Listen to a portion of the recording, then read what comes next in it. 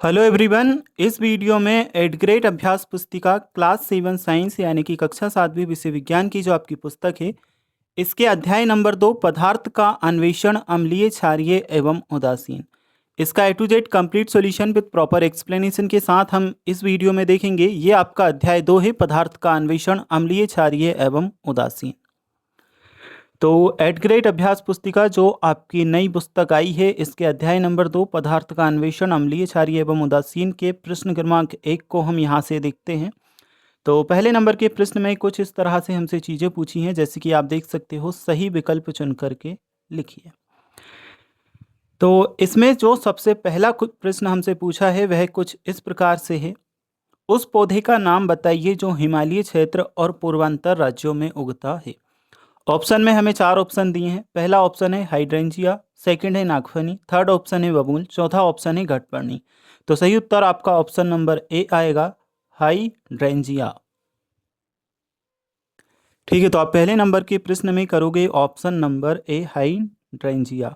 चलिए, इसके बाद हम देखते हैं जो आपका सेकंड नंबर का प्रश्न है। सेकंड नंबर के प्रश्न को हम इस तरह से देखते हैं, यदि लिटमस पत्र उपलब्ध नहीं हो तो प्राकृतिक सूचक के रूप में किस पुष्प की पंखुड़ियों का प्रयोग किया जा सकता है। ऑप्शन में हमें 4 ऑप्शन दिए हैं। पहला ऑप्शन है सफ़ेद गुलाब की पंखुड़ी, सेकंड ऑप्शन लाल गुलाब की पंखुड़ी, थर्ड है मोरारे की पंखुड़ी और फिर है ऑप्शन नंबर डी, चमेली के पुष्प की पंखुड़ी।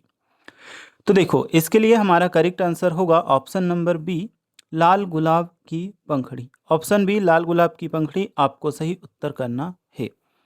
चलिए, सेकंड नंबर का जो प्रश्न है यहाँ से कंप्लीट होता है। इसके बाद हम देखते हैं प्रश्न क्रमांक आपका जो तीसरा दिया है इसे।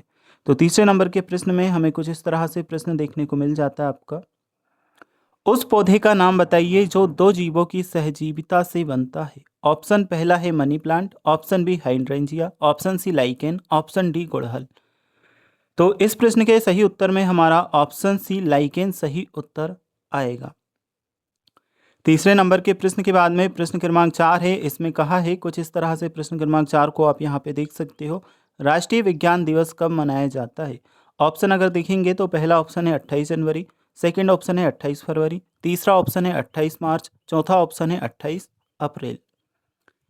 चौथे नंबर के प्रश्न का करेक्ट उत्तर हमारा रहेगा 28 फरवरी। ऑप्शन नंबर बी हमारा 28 फरवरी इस प्रश्न के लिए सही उत्तर है। राष्ट्रीय विज्ञान दिवस कब मनाया जाता है, तो 28 फरवरी को मनाया जाता है। ऑप्शन नंबर बी आप इसमें सही उत्तर करेंगे। इसके बाद हम चलते हैं, देखते हैं जो आपका अगला प्रश्न पूछा है। प्रश्न क्रमांक 5वां आपका है यहाँ पे। तो 5वें नंबर के प्रश्न में हमसे पूछा गया है, यहाँ पे आप प्रश्न देखो, यह है आपका क्वेश्चन, आधुनिक भारतीय रसायन विज्ञान के जनक जिन्होंने भारत की पहली फार्मास्यूटिकल कंपनी दवाओं के क्षेत्र में कंपनी की स्थापना की। ए ऑप्शन है आचार्य प्रफुल्ल चंद्र, बी ऑप्शन है कमला सहानी, सी ऑप्शन है रुस्तम तमतूर और डी ऑप्शन है एम के वैद्य बापू। बच्चों, इसका सही उत्तर हमारा ऑप्शन नंबर ए आएगा। ऑप्शन नंबर ए जो आपको दिया है, आचार्य प्रफुल्ल चंद्र। ठीक है, ऑप्शन नंबर ए आचार्य प्रफुल्ल चंद्र इस प्रश्न के लिए सही उत्तर आपका होगा। तो चलिए, पहले नंबर पे जो आपको प्रश्न थे, इनके छठे नंबर के प्रश्न को हम यहाँ से समझते हैं अब। ठीक है, ये आपको अगले पेज पे आ जाना है।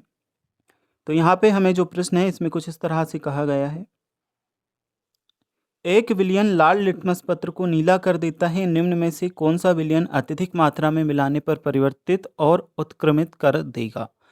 ए ऑप्शन हमारे पास है चूने का पानी, बी ऑप्शन है बेकिंग सोडा, सी ऑप्शन है सिरका, डी ऑप्शन है साधारण नमक का विलयन। तो ऑप्शन नंबर सी सिरका सही उत्तर छठे नंबर के प्रश्न का है। देखो, जो हमें सही विकल्प दिए थे इन्हें हमने कंप्लीट किया। इसके बाद में आप प्रश्न क्रमांक 2 अगर देखोगे तो इसमें हमें रिक्त स्थान देखने को मिलेंगे।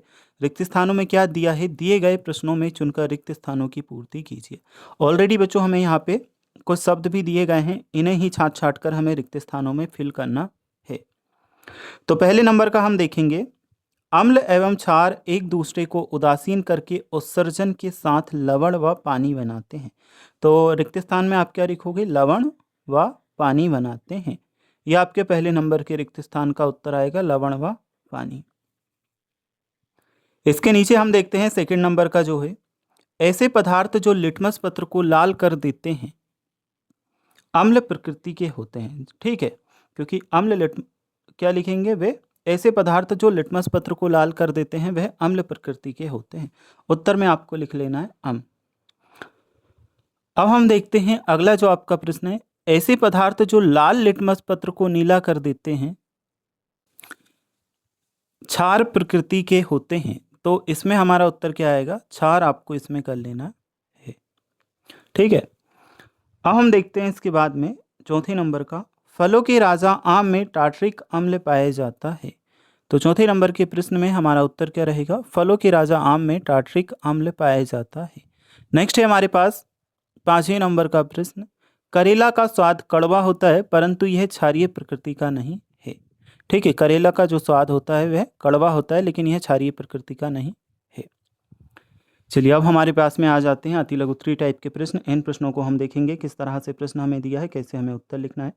पहले नंबर के प्रश्न को अगर आप देखोगे तो प्रश्न क्रमांक 3 अति लघुत्तरीय का हमारा है और इसमें पूछा गया है लिटमस किसे कहते हैं। तो बच्चों प्रश्न क्रमांक 3 का उत्तर हम देखते हैं। प्रश्न है लिटमस किसे कहते हैं। अब देखो उत्तर आपको यहां से देखने को मिलेगा।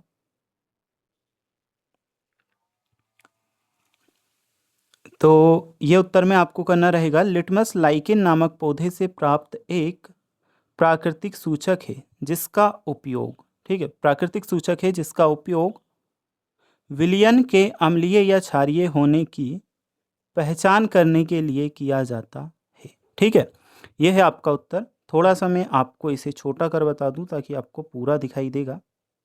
ये देखो, ठीक है, लिटमस लाइकेन नामक पौधे से प्राप्त एक प्राकृतिक सूचक है जिसका उपयोग विलयन के अम्लीय या क्षारीय होने की पहचान करने के लिए किया जाता है। तो तीसरे नंबर का जो प्रश्न है आपका यहाँ से क्लियर होता है, यहाँ से देखना, इसे कंप्लीट करना। अब हम बढ़ते हैं जो आपका चौथे नंबर का प्रश्न है इसकी तरफ। इस प्रश्न में हमसे क्या पूछा है, अपने आसपास पाए जाने वाले प्राकृतिक सूचकों के नाम बताइए जो अम्लाक्षार सूचक के रूप में कार्य करते हैं। तो बच्चों चौथे नंबर के प्रश्न के उत्तर में देखो मैं आपको बता दूं, उत्तर जो है आपका चौथे नंबर के प्रश्न का ये रहेगा, हल्दी, गुड़हल की पंखुड़ियाँ, लाल पत्ता गोभी और लाल गुलाब की पंखुड़ियाँ। ये आपको उत्तर में करना है चौथे नंबर के प्रश्न के, क्योंकि पूछा क्या गया था, अपने आसपास पाए जाने वाले प्राकृतिक सूचकों के नाम बताइए जो अम्लाक्षार सूचक के रूप में कार्य करते हैं। उत्तर में हमने क्या लिखा है, उत्तर में हमने लिखा है हल्दी, गुड़हल की पंखुड़ियाँ, लाल पत्ता गोभी, लाल गुलाब की पंखुड़ियाँ। ठीक है, तो चौथे नंबर का प्रश्न आपका कंप्लीट। चलिए इसके बाद हम देखते हैं जो पांचवा प्रश्न है, हाइड्रेंजिया पौधे में अम्लीय मृदा और क्षारीय मृदा में किस रंग के पुष्प खिलते हैं। तो बच्चों पांचवें नंबर का जो प्रश्न है उत्तर आप देखो, पहले मैं आपको बता दूं, यह है आपका प्रश्न क्रमांक 5वां, हाइड्रेंजिया पौधे में अम्लीय मृदा और क्षारीय मृदा में किस रंग के पुष्प खिलते हैं। तो इसका उत्तर हम यहाँ से लिखेंगे 5वें नंबर के। देखो अब उत्तर आपको यहाँ से देखने को मिलेगा, हाइड्रेंजिया पौधे में अम्लीय मृदा होने पर नीले रंग के और क्षारीय मृदा होने पर गुलाबी या लाल रंग के पुष्प खिलते हैं। इसके बाद हम देखते हैं जो आपका अगला प्रश्न है, प्रश्न क्रमांक 6 हमें देखने को मिलेगा। इस प्रश्न में हमसे कुछ इस तरह से पूछा गया है। प्रश्न क्रमांक 6 देखो, अम्ल प्लस क्षार बराबर लवण प्लस जल प्लस ऊष्मा दी गई अभिक्रिया को पहचान कर परिभाषित कीजिए। तो इसमें हमें बताना है कि ये कौन सी अभिक्रिया है, इसे परिभाषित करना है। देखो छठे नंबर के प्रश्न का उत्तर आप यहाँ से करना, यह उदासीनीकरण अभिक्रिया है। इसमें अम्ल और क्षार मिलकर एक दूसरे के प्रभाव को नष्ट कर देते हैं तथा परिणाम स्वरूप लवण जल और ऊष्मा बनता है। ठीक है, यह उदासीनीकरण अभिक्रिया है। इसमें अम्ल और क्षार मिलकर के एक दूसरे के प्रभाव को नष्ट कर देते हैं तथा परिणाम स्वरूप लवण जल और ऊष्मा बनाते हैं। अब हम देखते हैं इसके बाद में जो आपके अगले प्रश्न हैं। नेक्स्ट पेज पर आपको लघुत्तरीय टाइप के प्रश्न देखने को मिल जाते हैं और सबसे पहले अगर हम देखेंगे तो प्रश्न क्रमांक 7 आपको देखने को मिलेगा। इस प्रश्न में हमसे क्या कहा गया है, प्रश्न क्रमांक 7 है, नींबू के रस के विलयन में लिटमस विलयन की कुछ बूंदें डालने पर विलयन का रंग लाल हो जाता है। अब इसी विलयन में चूने का पानी मिलाया जाए तो क्या होगा और क्यों। तो बच्चों 7वें नंबर का प्रश्न आपको यहाँ से देखना है। देखो आप अपनी बुक भी ओपन कर लेना साथ साथ में ताकि आपको प्रश्न के उत्तर अच्छे से समझ आए। तो लघुत्तरीय का प्रश्न क्रमांक 7 है। 7वें का उत्तर हमारा रहेगा विलयन का रंग पुनः नीला हो जाएगा, चूने का पानी क्षार नींबू के रस अम्ल को उदासीन कर देगा, जिससे क्षारीय प्रभाव के कारण लाल रंग वापस नीला हो जाएगा। यह हमारे 7वें नंबर के प्रश्न का उत्तर है।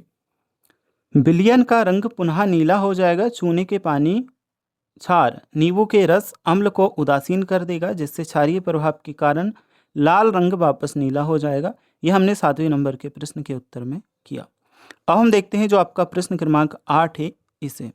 यह है आपका बच्चों प्रश्न क्रमांक 8। ठीक है, यहाँ पे हमें प्रश्न दिया है जो कि औद्योगिक क्षेत्र के समीप रहता है, ये ने अपने दोस्त को बताया कि उसके घर के पास की झील में मछलियों की संख्या प्रतिदिन कम हो रही है। इसका क्या कारण हो सकता है? आपके अनुसार मछलियों को बचाने के लिए क्या उपाय किए जा सकते हैं? तो 8वें नंबर के प्रश्न का उत्तर मैं आपको बता दूं यहाँ से। सबसे पहले हमने यहाँ पे लिखा कारण। औद्योगिक कचरे के कारण झील का पानी अत्यधिक अम्लीय व विषैला हो गया है। ठीक है, कारण लिखा औद्योगिक कचरे के कारण झील का पानी अत्यधिक अम्लीय व विषैला हो गया है। उपाय में हमने क्या लिखा है? पानी की अम्लता दूर करने और उदासीन करने के लिए उसमें उचित मात्रा में चूना क्षारीय पदार्थ मिलाना चाहिए। ठीक है, क्योंकि चूने में क्षार होता है, तो चूना क्षारीय पदार्थ अगर हम मिला देंगे तो वह अम्ल के प्रभाव को नष्ट कर देगा। ठीक है, पानी की अम्लता दूर करने, ये अम्लता लिखा है बच्चों यहाँ पे। अगर आपको लिखने में थोड़ा सा ये वाला शब्द देखो, मैं लिख के बता दूं, आ मा ला ता, अम्लता। ठीक है, अम्लता दूर करने और उदासीन करने के लिए उसमें उचित मात्रा में चूना क्षारीय पदार्थ मिलाना चाहिए। अब हम देखते हैं जो आपके 9वें नंबर का प्रश्न है इसे। तो यह है आपके प्रश्न क्रमांक 9। ठीक है, यहाँ से आप देख लो, ये प्रश्न क्रमांक आपका 9 है। कीर्ति को आंखों में पट्टी बांधी है, उसे 2 अज्ञात विलयन दिए गए हैं।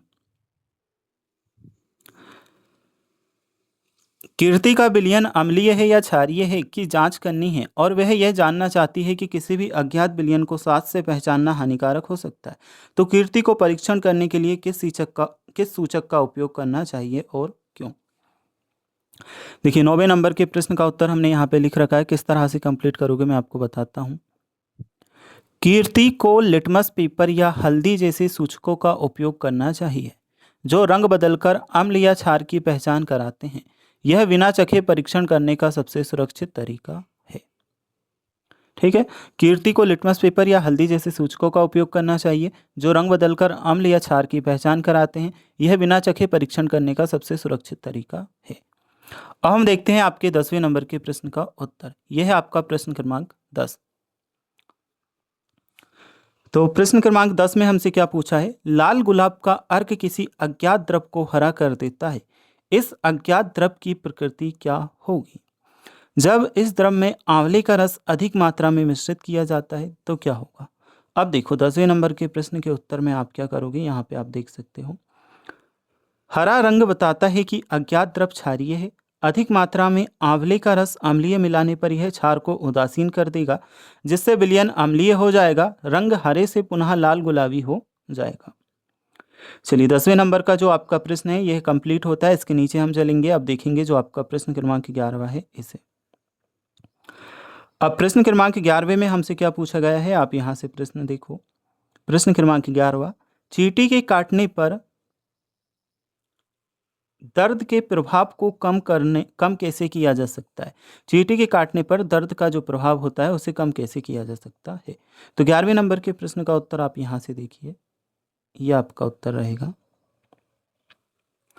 चींटी के डंक में फार्मिक अम्ल होता है। प्रभाव कम करने के लिए त्वचा पर नमीयुक्त बेकिंग सोडा या कैलेमाइन लोशन रगड़ना चाहिए जो क्षारीय होते हैं और अम्ल को उदासीन कर देते हैं।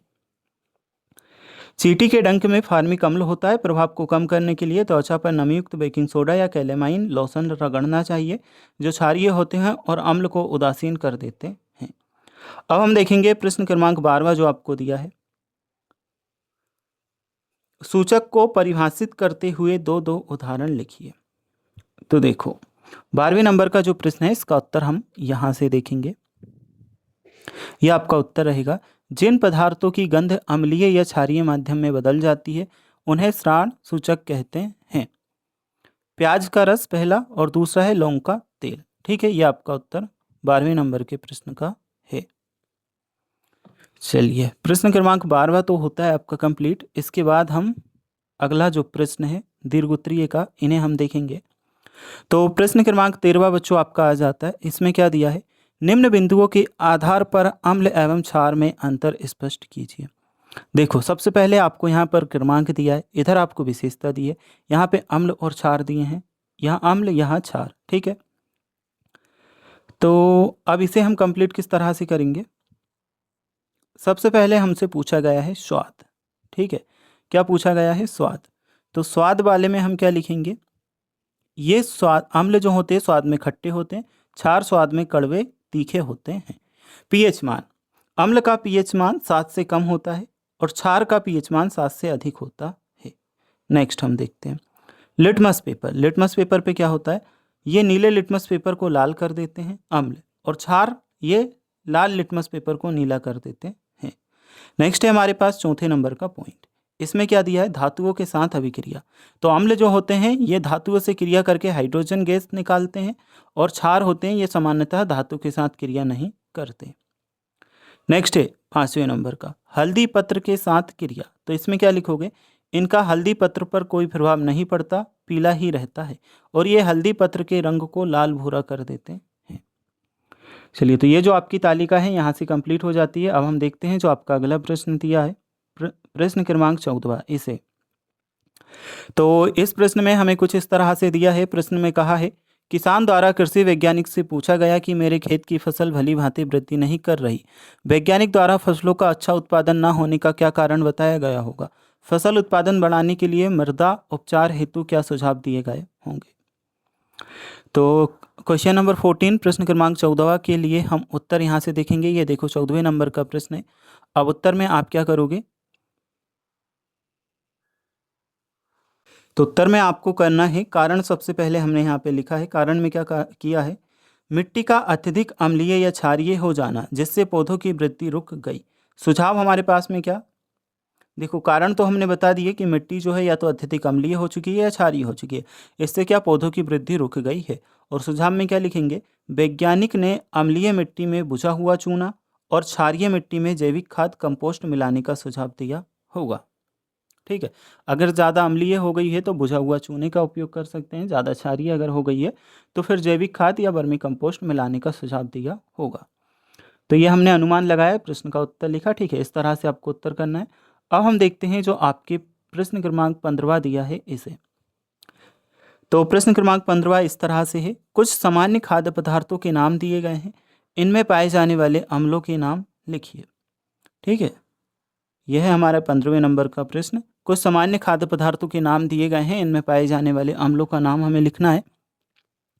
तो अब देखो यहाँ पे आपको क्या पदार्थ का नाम देखने को मिलेगा और उनमें पाए जाने वाले अम्ल का नाम हमने लिखा है। जैसे कि सबसे पहले खरबूजा, इसमें एस्कॉर्बिक अम्ल और साइट्रिक अम्ल पाया जाता है। आंवला जो है, आंवले में एस्कॉर्बिक अम्ल पाया जाता है। नेक्स्ट है हमारे पास संतरा, इसमें साइट्रिक अम्ल पाया जाता है। अगला है हमारे पास 4th नंबर पे टमाटर, इसमें ऑक्जेलिक अम्ल पाया जाता है। नेक्स्ट है हमारे पास आम, आम में टार्ट्रिक अम्ल पाया जाता है। फिर है इमली, इमली में भी टार्ट्रिक अम्ल पाया जाता है। नेक्स्ट है हमारे पास नींबू, नींबू में साइट्रिक अम्ल पाया जाता है। अगला है सिरका, सिरका में ये सिरका में एसिटिक अम्ल पाया जाता है। नेक्स्ट है अमरूद, इसमें एस्कॉर्बिक अम्ल पाया जाता है। अगला है हमारे पास में पालक, तो पालक में हमारा क्या ऑक्जेलिक अम्ल पाया जाता है। ठीक है, ये पालक है, इसमें ऑक्जेलिक अम्ल पाया जाता है। चलो, ये भी हमारा कंप्लीट। इसके बाद हम देखते हैं प्रश्न क्रमांक जो आपको 16 दिया है इसे। तो प्रश्न क्रमांक 16 को हम देखेंगे। प्रश्न में क्या दिया है, प्रश्न क्रमांक 16, आपको 3 द्रव दिए गए हैं, एक सिरका, दूसरा बेकिंग सोडा का विलयन और तीसरा शक्कर का विलयन। क्या आप हल्दी पत्र का उपयोग करके उन्हें पहचान सकते हैं, व्याख्या कीजिए। तो प्रश्न अगर आप देखोगे तो सिंपल सा हमारा प्रश्न है ये, आपको 3 द्रव दिए गए हैं, एक सिरका, दूसरा बेकिंग सोडा का विलयन, तीसरा शक्कर का विलयन। क्या आप हल्दी पत्र का उपयोग करके उन्हें पहचान सकते हैं, व्याख्या कीजिए। उत्तर हमने क्या लिखा, जो विलयन हल्दी पत्र को लाल भूरा कर दें वह बेकिंग सोडा क्षार है। अब इस लाल भूरे हल्दी पत्र को जो विलयन वापस पीला कर दे वह सिरका अम्ल है। ठीक है, जिसका हल्दी पर कोई प्रभाव ना पड़े, पीला ही रहे, वह शक्कर का विलयन उदासीन है।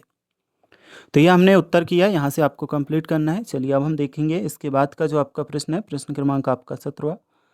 प्रश्न क्रमांक 17 में हमें कारण बताना है। ये 17वें नंबर का आपका प्रश्न है, कारण बताइए। पहले नंबर के प्रश्न, हल्दी को स्वर्णिम मसाला क्यों कहा जाता है?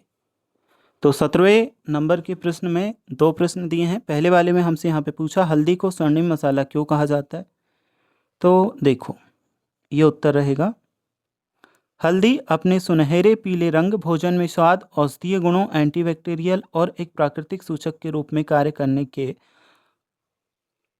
अभूत गुणों के कारण स्वर्णिम मसाला कहलाती है। ये बच्चों अभूत लिखा है, अभूत। ठीक है, अभूत, अभूत। ठीक है, तो यह है हल्दी अपने सुनहरे पीले रंग, भोजन में स्वाद, औषधीय गुणों, एंटीबैक्टीरियल और एक प्राकृतिक सूचक के रूप में कार्य करने के अभूत गुणों के कारण स्वर्णिम मसाला कहलाती है। चलिए 17वें नंबर के प्रश्न के बाद में 17वें में दो प्रश्न पूछे हैं, एक हम कर चुके हैं, एक और ये आपका प्रश्न आ जाता है। इसमें क्या दिया है, इसमें हमसे पूछा है हल्दी लगी शर्ट को साबुन से धोने पर उसका रंग बदल जाता है, इसका क्या कारण हो सकता है। ठीक है, तो इस प्रश्न के उत्तर में हम क्या लिखेंगे, साबुन की प्रकृति क्षारीय होती है, हल्दी प्राकृतिक सूचक क्षार के संपर्क में आने पर रासायनिक प्रतिक्रिया करती है, जिससे उसका पीला रंग लाल भूरे रंग में बदल जाता है। साबुन की प्रकृति क्षारीय होती है, हल्दी प्राकृतिक सूचक क्षार के संपर्क में आने पर रासायनिक प्रतिक्रिया करती है, जिससे उसका पीला रंग लाल भूरे रंग में बदल जाता है।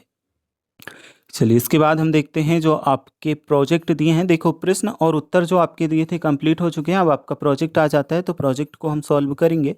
यह आपका प्रोजेक्ट नंबर 1, अपने क्षेत्र की मृदा का प्रतिदर्श एकत्रित कीजिए और यह पता लगाइए कि इसकी प्रकृति अम्लीय या क्षारीय है या उदासीन है। तो देखो इस प्रश्न का उत्तर हमने लिख रखा है, यहाँ पर आपको जो तालिका दी है इसे देखना है ठीक से। ठीक है, इधर एक साइड हमने लिखा है मृदा का प्रतिदर्श और इधर प्रकृति अम्लीय, क्षारीय और उदासीन बताई है। तो फर्स्ट नंबर के पॉइंट में हमने क्या लिखा है, खेत की मिट्टी हल्की अम्लीय। दूसरा जो पॉइंट था इसमें हमने क्या लिखा है, बगीचे की मिट्टी यह उदासीन है। नदी किनारे की मिट्टी यह क्या है, क्षारीय है। चौथे नंबर का गमले की मिट्टी, ये गमला लिखना बच्चों, गमले की मिट्टी यह उदासीन है। नेक्स्ट है हमारे पास 5वें नंबर का, 5वें में हमने क्या किया, जंगल की मिट्टी यह होगी अम्लीय। अगला है हमारे पास 6ठे नंबर का, निर्माण स्थल जहां मकान बन रहा है वहां की मिट्टी क्षारीय, चूने सीमेंट के कारण। ठीक है, अगला है बंजर ऊसर भूमि की मिट्टी यह क्षारीय रहेगी। नेक्स्ट खेल के मैदान की मिट्टी यह उदासीन है। तो इस तरह से हमने लिखा है प्रोजेक्ट में पता लगा करके। ठीक है, ये आपका कंप्लीट। चलिए इसके बाद हम देखते हैं सेकंड नंबर का, पता लगाइए पुराने समय में किसान मृदा के अम्लीय और क्षारीय प्रकृति को कम करने के लिए क्या उपाय अपनाते थे। तो यह है हमारा प्रोजेक्ट का सेकंड नंबर का प्रश्न, पता लगाइए पुराने समय में किसान मृदा के अम्लीय और क्षारीय प्रकृति को कम करने के लिए क्या उपाय अपनाते थे। इस प्रश्न के उत्तर को हमने यहाँ पे लिख रखा है, पुराने समय में किसान मिट्टी की अम्लता कम करने के लिए लकड़ी की राख या चूने का प्रयोग करते थे और क्षारीयता कम करने के लिए गोबर की खाद व सड़े गले पत्तों का उपयोग करते थे। अब है हमारे पास नेक्स्ट क्वेश्चन, तीसरे नंबर का प्रश्न। इसमें कुछ इस तरह से प्रश्न पूछा है, अम्लीय या क्षारीय प्रकृति कम करने के लिए उपाय लिखिए। तो तीसरे नंबर के प्रश्न में उत्तर हम क्या लिखेंगे बच्चों, ये मैंने मिट्टी लिखा है, आप इसमें कंफ्यूज मत होना इस वाले शब्द में, बाउंस। एक बार मैं आपको लिख के भी बता दूं किस तरह से आपको मिट्टी लिखना रहेगा, मी टी, मिट्टी। ठीक है, या फिर मिट्टी आप इस तरह से लिख लेना, मी आधा टा और टी, मिट्टी। ठीक है, दो तरह से मिट्टी को लिखा जाता है, इस तरह से लिख लेना, मी टा, टा में राखी रेप और टा और फिर मात्रा। ठीक है, मिट्टी।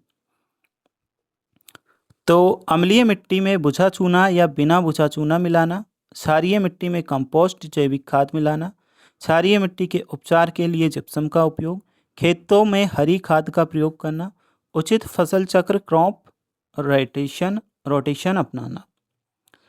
अब है हमारे पास प्रोजेक्ट नंबर 2। चलिए इसे हम सॉल्व करते हैं। इसमें क्या दिया है, आप विभिन्न स्रोतों से प्राप्त जल की अम्लीय, क्षारीय अथवा उदासीन प्रकृति के विषय पर अपनी कक्षा में चर्चा करें एवं वर्षा जल, नदियों आदि अन्य स्रोतों से प्राप्त जल के प्रतिदर्श का परीक्षण करें। एकत्रित जानकारी को नीचे दी गई तालिका में सारणीबद्ध कीजिए। यहाँ पे आप देख सकते हो उत्तर, तो ये हमने किया है। सबसे पहले हमने पहले नंबर के पॉइंट में लिखा है नल का जल, यह होता है प्रकृति उदासीन, पीएच मान 7.0। वर्षा का जल, इसका क्या लिखा है हमने सेकंड नंबर के पॉइंट में, अम्लीय होता है हल्का और 5.6 इसका पीएच मान लिखा। नेक्स्ट कुएं हेडपम्प का जल, यह उदासीन लिखा, 7.0 से 7.2 इसका पीएच मान किया।